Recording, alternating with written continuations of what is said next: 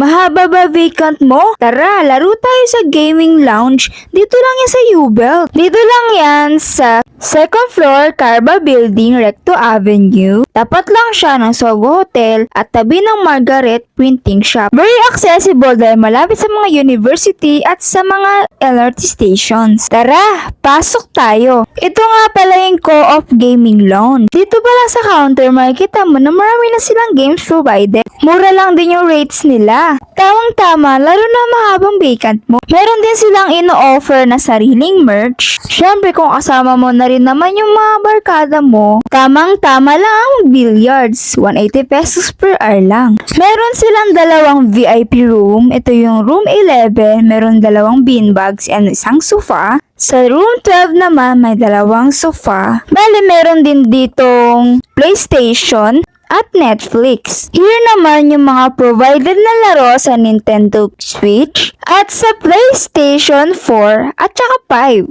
Syempre hindi pwedeng hindi ako maglalaro, no? Favorite ko kaya yung Tekken.